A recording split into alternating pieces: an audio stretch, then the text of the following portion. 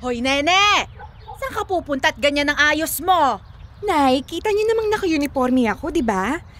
Saan po ba? Di papasok ako sa eskwela. Sa itsura mong yan? Mukhang sa party ka pupunta. Aba, dapat ba talagang naka-makeup ka? Ay, ang pula-pula ng labi mo, ang bata-bata mo pa. Masisira ng makeup yung mukha mo, sinasabi ko sa'yo. Ay, naku, Nay. Lip gloss lang ho ito, Para lang ho hindi manuyo yung labi ko. Ay, tigil-tigilan mo ako, ha? Pumunta ka dun sa lababo. Lamusan mo yung pagmumukha mo ng maburay ang mga kolorete dyan sa mukha mo. Ang nanay naman talaga, Hirap na nga akong mag-ayos tapos ipapabura pa. Wag ka nang makipagdiskusyon, nene. Maghilamos ka kung gusto mong pumasok sa eskwela, ha? Batang to? Kung makapag-makeup, akala mo naman dalagang-dalaga na. Kaya bata-bata mo pa. Maghihilamos na ho ako, Nay. Ay, buhay.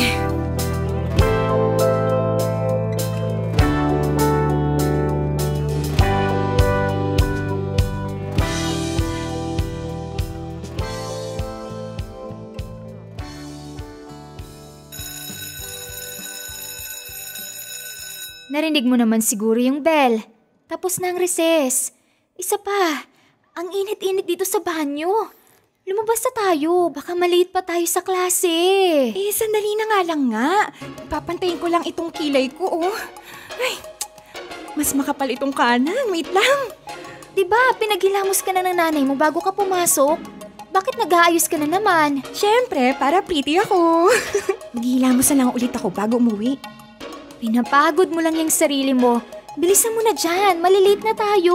Ito na nga Huwag mo na akong kausapin para makapag-concentrate ako nang matapos na.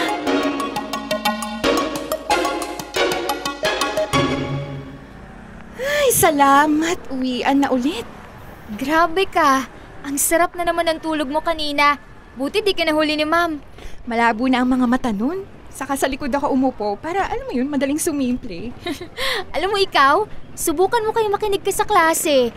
Para naman kapag may exam, may maisagot ka at hindi ka puro kopya.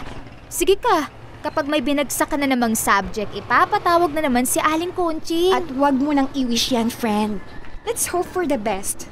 Saka, wala pa namang exam at wag mo muna nating problemahin yan.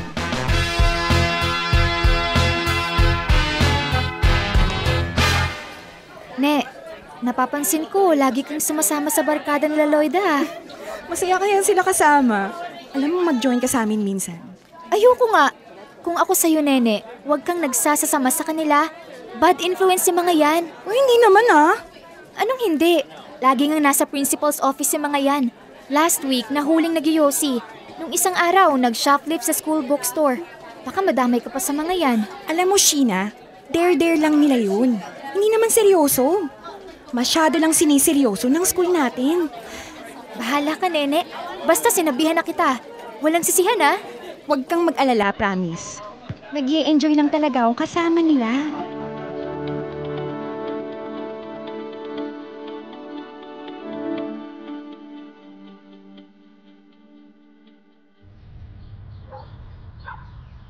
Sige na, Hunay. Payagan niyo na po ako. Doon lang naman ako sa bahay nila, Sheena, promise. Gagawa lang kami ng project. Bakit ba kasi kailangang gabi? Bakit hindi sa araw nyo gawin? Kasi nga, Nay, may pasok kami sa eskwela pag-araw. Saka naman may iba pang ginagawa pag-araw, di ba? Gabi lang talaga kami nakakapag-focus. Sigurado ka bang project yung gagawin nyo? Oo nga ho. Kailangan kong pataasin yung grades ko, Kapag hindi ako tumulong sa group work, baka, alam mo yun, bagsak nila ako. Shasha! Basta mag-text ka kapag nandun ka na sa bahay nila, Sheena, ha? At doon lang kayo. Huwag na huwag kang lalabas ng bahay kapag gabi na. Umuwi ka agad kinabukasan. Opo, Nay, syempre, hindi kami gagala. The best ka talaga, Nay.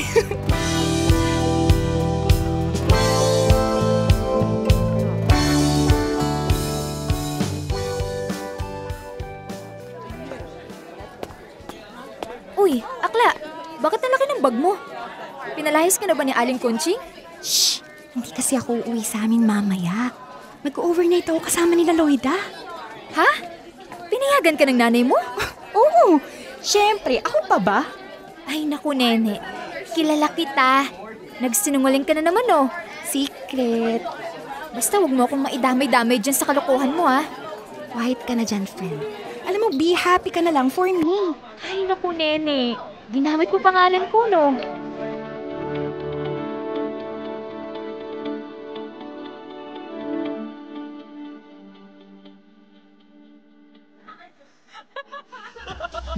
Oh, Nene, ba't ang tahimik mo?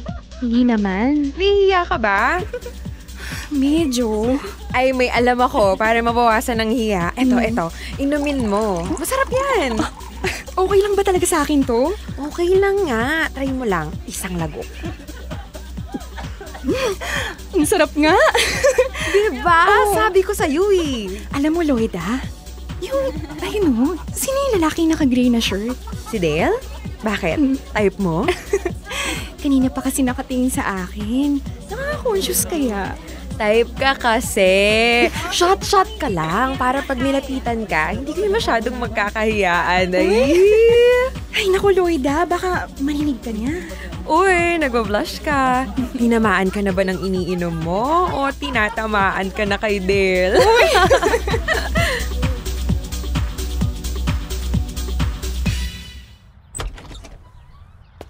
Oh, kumusta yung group work nyo? Natapos ba? Oho, Nay. Masyado ka atang napagod. Nangangalumata ka. Parang wala kang tulog. Yun na nga po, Nay. Matutulog muna ho sana ako para makabawi.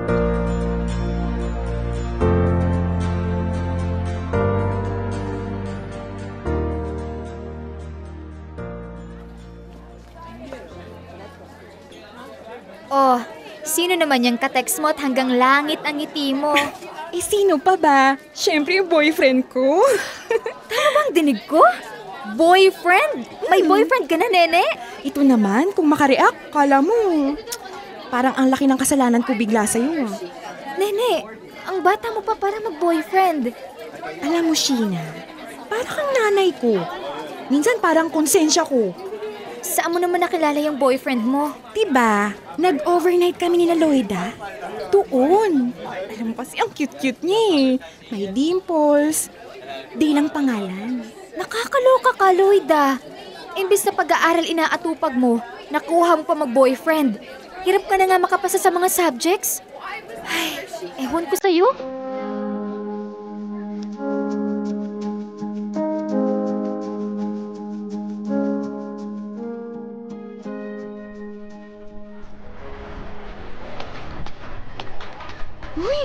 Uy, natakot naman ako. Kala ko hold-upper na.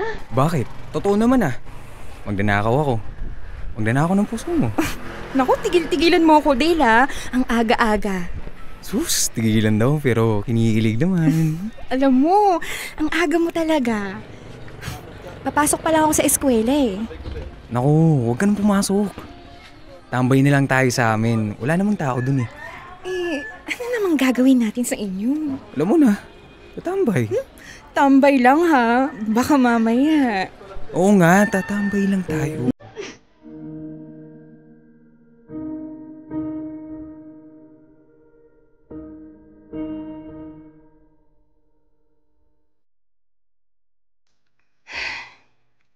Dale, akala ko ba tatambay lang tayo dito sa inyo? Ano pa bang magagawa natin? Nangyari na eh. Hindi kita pinilit ha. Ginusto mo din naman. Kasi, paano kung mabuntis mo ko? Ngayon lang naman natin ginawa, buntis agad. Hindi daw ganun yun sabi ng mga barkada ko. Sigurado ka ba dyan? Oo nga. Magbihis ka na. Baka biglang may dumating, wala ka pang damit. Dale, natatakot ako. Huwag kang mag-overthink. Bihis ka na.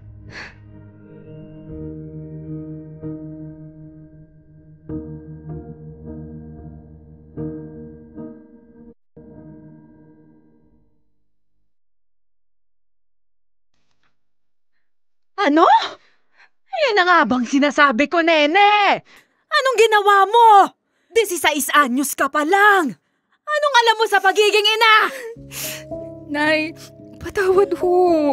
Anong plano nyo niyang nakabuntis sa'yo?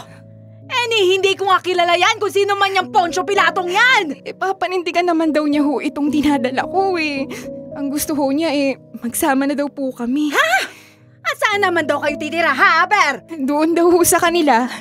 May maliit na kubo daw ho sa tabi ng bahay nila Asya! Bahala ka na sa buhay mo! Tingnan natin kung hanggang saan ka dadali ng katigasan ng ulo mo! Huwag na huwag kang tatakbo pabalik sa akin, ha? Dahil hindi ako nagkulang sa pagpapaalala sa'yo! Nay!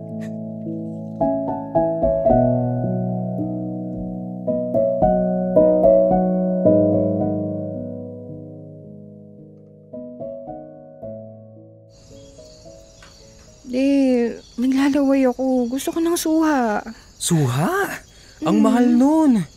Wala nga tayong maisaing. Bakit ba gusto mo ng suha? Gusto ko ng maasim Naku, sumipsip ka na lang nga ng suka. Maasim din naman yun. Magkatunog din. Alam mo, hindi ka nakakatuwa, Dale. Suha ang gusto ko.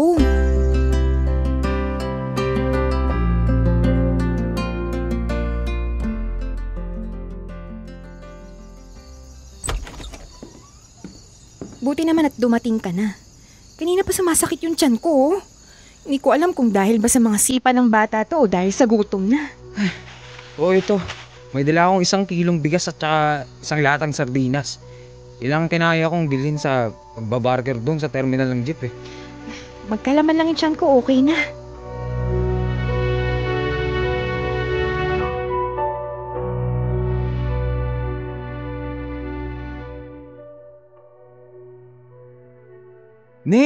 Kahit isang t-shirt na malinis, wala ako. Wala na ba?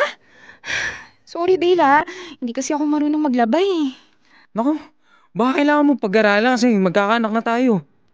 Paano mo lalaban yung mga damit ng baby?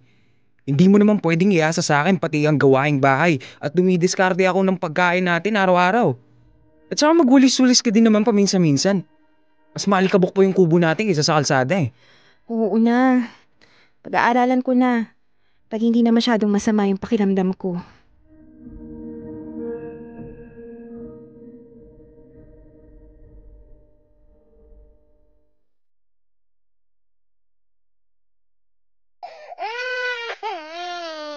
Anak?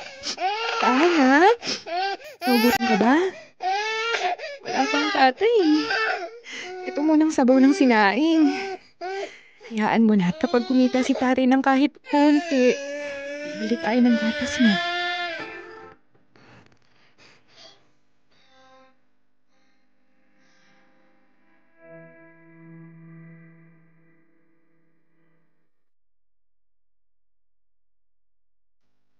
Dear love, malaki-laki na ang anak namin ngayon. Hirap na hirap pa din kami. Isang kahig, isang tuka. Nasanay na kaming mag-ina na maghati sa iisang pandesal. Nasanay na siyang walang laruan. Sanay na rin siya na lahat ng damit niya pinaglumaan ng mga kapitbahay. Hanggang ngayon, nagsisisi pa din ako Sana sumunod na lang ako sa mga pangaral ng nanay ko. Sana nakinig ako sa mga payo ng mga kaibigan ko. Sana nagtapos muna ako ng pag-aaral bago ako nag-asawa. Kung nakagraduate ako, siguro may maayos na akong trabaho. Hindi sana kami nagugutom ng anak ko. Totoo nga ang sabi nila na ang pag-aasawa ay hindi parang kaning isusubo na pwedeng iluwa kapag napaso. Mahirap magkaanak kapag hindi ka pa handa.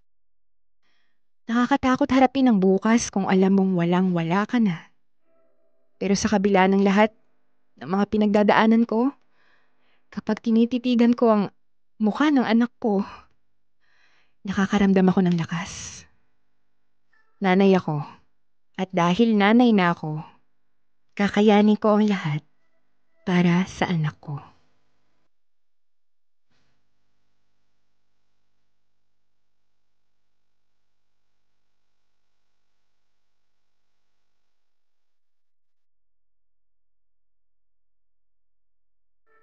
Kailangan pa bang i-memorize yan?